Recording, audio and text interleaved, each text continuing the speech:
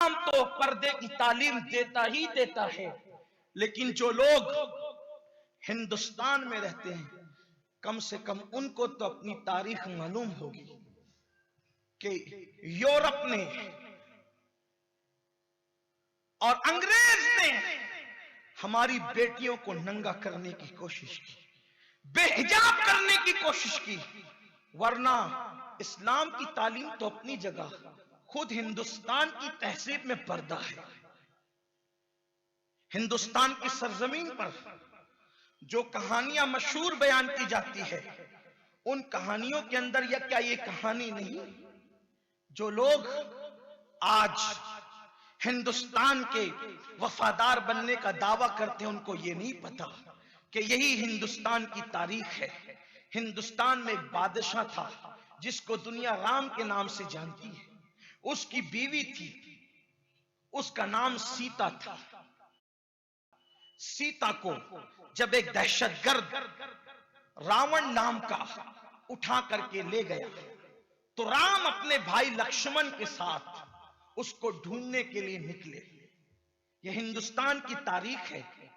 मुसन्निफ मुहर्रिर कहां तक इंसाफ करता है ये उसकी अपनी जिम्मेदारी है, लेकिन हकायक जो भी हों, ये बात तो हिंदुस्तान में बयान की जाती है। सीता को जब रावण उठाकर ले गया और ढूंढने के लिए राम निकले अपने भाई लक्ष्मण के साथ, तलाश करते करते फिरते फिरते जब एक मुकाम पर पहुंचे तो कहीं पर सीता का हार मिला, कहीं पर सीता के कान की बालियां मिली, कहीं पर सीता के हाथों के कंगन मिले।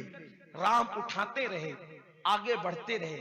यह निशानी थी कि सीता कहीं मौजूद है।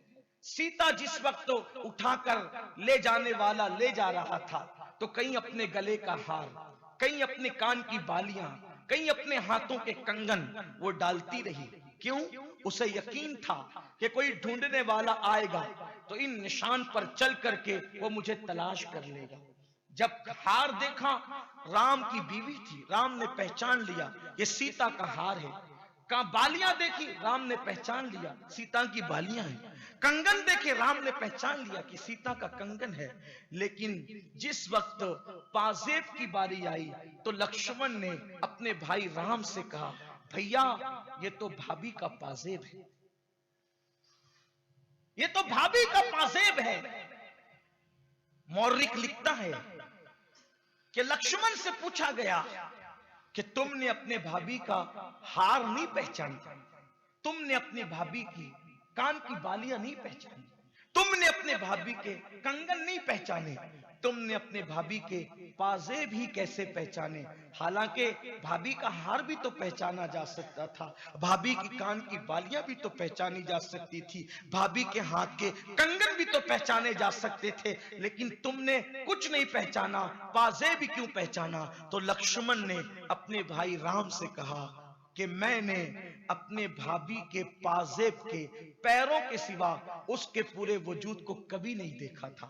तो आखिर लक्ष्मण ने सीता का वजूद क्यों नहीं देखा था? इसलिए कि वो पर्दे में रहती थी, तभी तो देवर ने भी उसका जिस्म नहीं देखा था। अब आपसे पूछना चाहता हूं, तो जो औरतों को बेपर्दा करना चाहते हैं वो सीता और राम के भी वफादार नहीं है, वो उनके भी गद्दार है, वो मुल्क के भी गद्दार है और वो अंग्रेजों के एजेंट है। इसलिए कि इस्लाम तो पर्दे की बात करता ही करता है, इसलिए कि इस्लाम गैरत का और गैरत वालों का मजहब है। लेकिन पर्दे की बात तो हिंदुस्तान की पुरानी तहजीब भी करती है। अगर आज से आप 10-20 साल पीछे जाकर के देखें तो अल्लाह अकबर, जो लोग मुसलमान औरतें नहीं हैं उन लोगों का भी ये हाल था कि वो हमारी गलियों में अगर झाड़ू देने के लिए आती थी तो वो भी घूंघट डाल करके, चेहरा छुपा करके आती थी। आप लोगों ने अपनी माथे की आंखों से ये मंजर देखा होगा। तो हमारे मुल्क की गंगा जमनी तहजीब में भी तो पर्दा है। अगर आज लोग पर्दे की मुखालफत कर रहे हैं तो हिंदुस्तान की गंगा जमनी तहजीब की भी मुखालफत कर रहे हैं। लेकिन अल्हम्दुलिल्लाह हिंदुस्तान की मिट्टी में हया है, गैरत है, हिंदुस्तान की मिट्टी के अंदर जो है अल्लाह अकबर औरतों के साथ मोहब्बत है, उल्फत है, प्यार है। कभी भी हिंदुस्तान की सरजमीन पर हिंदुस्तान हिंदुस्तानी औरतों के साथ कभी जुल्म नहीं हो सकता। अल्लाह अकबर। अगर आज लोग हिंदुस्तान की किसी बच्ची को बेनकाब करना चाहते हैं तो वो सिर्फ इस्लाम का मजाक नहीं उड़ा रहे हैं, हिंदुस्तान की पुरानी तहजीब का मजाक उड़ा रहे हैं। लेकिन मैं उस बच्ची को सलाम करता हूं कि दर्जनों गुंडे एक तरफ चीख रहे हैं और वो बच्ची पर्दे की पाबंदी के साथ सैयदा ज़ैनब का किरदार लोगों के सामने पेश करके बता रही है कि अब भी करबला का वो पैगाम न मुसलमान मर्दों ने भुलाया है, न मुसलमान बेटियों ने भुलाया। और उस बच्ची ने भागने वाली और मुर्तद होने वाली उन बच्चियों को पैगाम दिया कि मुर्तद होने में इज्जत नहीं, गैरों का हाथ पकड़ के भागने में इज्जत नहीं।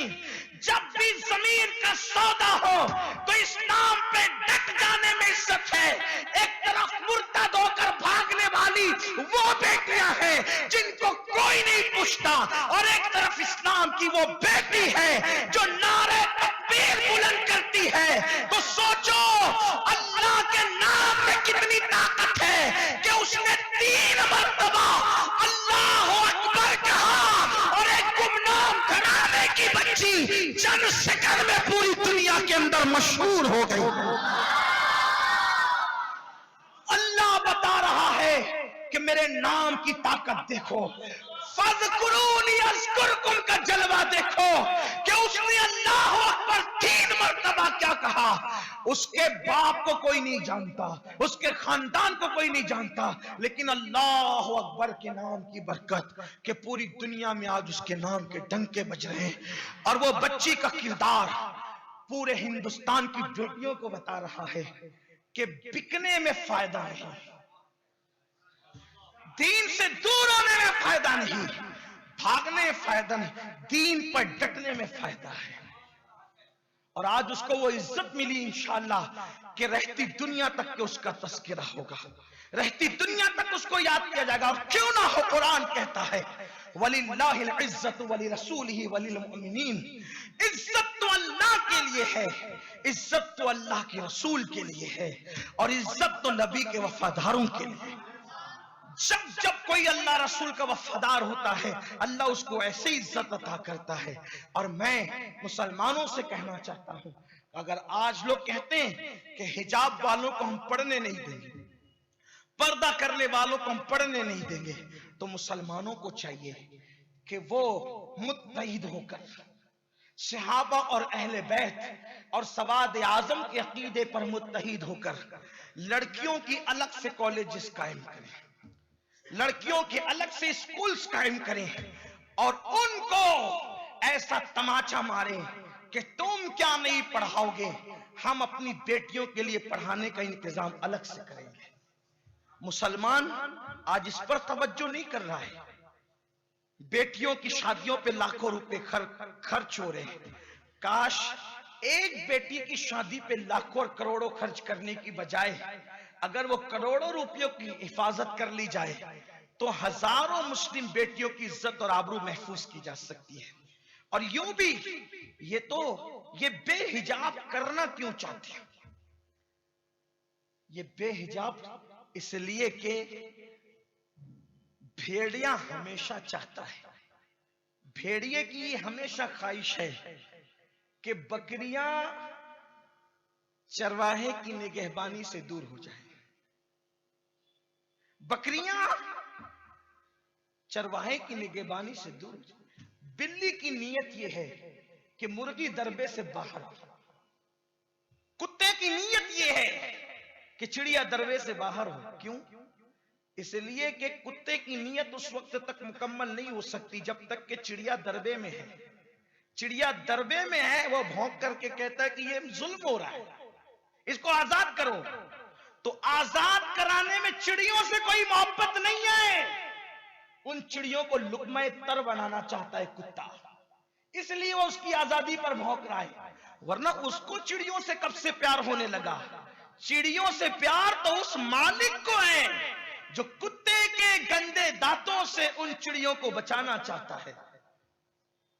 इस्लाम औरत को तहफ्फुज देता है, इसलिए कि हमारे यहां औरत को औरत कहते हैं, और औरत का मतलब होता है लुगत में हिफाजत की चीज, छुपाने की चीज, हिफाजत की चीज। हमारी औरतों की हिफाजत की जाती है, और जिस चीज की भी हिफाजत की जाती है उसको छुपाया जाता है। बगैर छुपाए हिफाजत नहीं हो सकती। मिसाल के तौर पर, अगर मक्खियों से मिठाई की हिफाजत करना हो तो मक्खियों से छुपाना पड़ेगा। चूहों से अगर खाने की हिफाजत करना हो तो खाने को ढांक करके रखना पड़ेगा। खाना खुला रखोगे तो चूहे मुंह डालेंगे, बिल्लियां मुंह डालेंगी, कुत्ते मुंह डालेंगे, तो उसको ढांक के रखना पड़ेगा, छुपा के। बिल्ली नाराज क्यों है? हमने खाना ढक दिया। खाने को छुपाने पे बिल्ली नाराज है, खाने को ढकने पे चूहे नाराज हैं, खाने को ढकने पर कुत्ते नाराज है। क्यों? ये तो छुपा के खाने पे जुल्म करते हैं। खाने पे जुल्म नहीं, खाने की हिफाजत इसको ढके बगैर नहीं है। तो खाना महफूज रखना हो तो उसको ढकना पड़ता है, और औरत को महफूज रखना हो तो उसको पर्दे में रखना पड़ता है। पर्दा जुल्म नहीं है, पर्दा हिफाजत का जरिया है। अल्लाह अकबर। ये देखो, हम जो कपड़े लेते हैं बदन पर, तो कपड़े पहनने से हमारा जिस्म ढका रहता है, जरासीम से छुपा रहता है, जरासीम से महफूज रहता है, बीमारियों से महफूज रहता है। जो लोग पर्दे को निशाना बनाते हैं, आप मैं उनसे पूछता हूं वो मास्क क्यों लगा रहे हैं? पूरी दुनिया मास्क लगा रही है। हम हरम में गए, हमें हरम में तक मास्क, इहराम में तक मास्क लगाना पड़ा। क्यों? का बीमारी से बचने के लिए मास्क है। मैंने कहा बीमारी से बचने के लिए अगर मुंह छुपाया जा सकता है तो आबरू की हिफाजत के लिए मुंह क्यों नहीं छुपाया जा सकता? और जो आबरू बचाने के लिए मुंह नहीं छुपाते, तवज्जो करना, जो आबरू बचाने के लिए मुंह नहीं छुपाते, फिर उनको मुंह छुपा छुपा करके फिरना पड़ता है।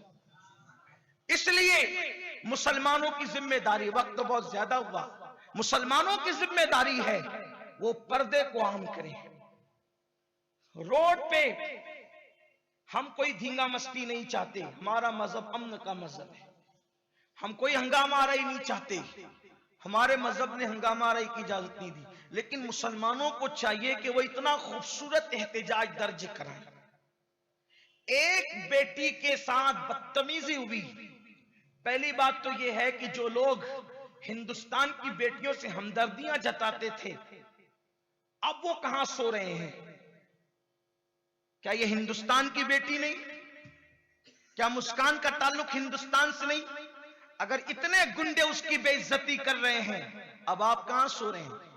अगर आपके दिलों में वाकई हिंदुस्तान की बेटियों से मोहब्बत है तो इनको कैफरे किरदार तक तो अब तक पहुंच जाना चाहिए था।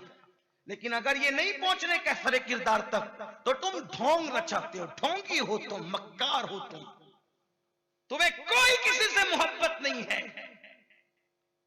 तुम औरतों की इज्जत से खिलवाड़ करना जानते हो।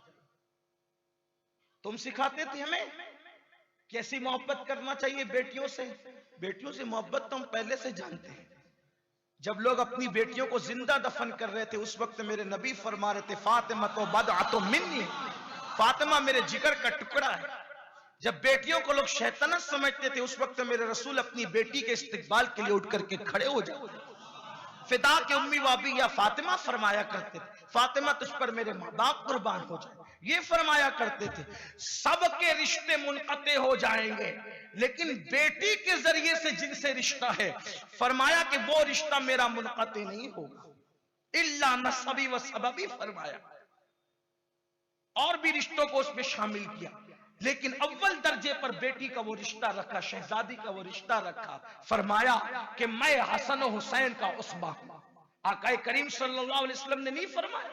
बिल्कुल फरमाया, मैं उनका नसब हूं, मैं उनका सबब हूं। अल्लाह के हबीब अलैहिस्सलाम ने फरमाया वो मेरे बेटे हैं, वो मेरे लिए जन्नत के फूल हैं। अल्लाह के हबीब अलैहिस्सलाम ने बेटी के बेटों के लिए फरमाया। तो हमें तो बेटियों से प्यार मेरे नबी ने पहले ही करके बताया।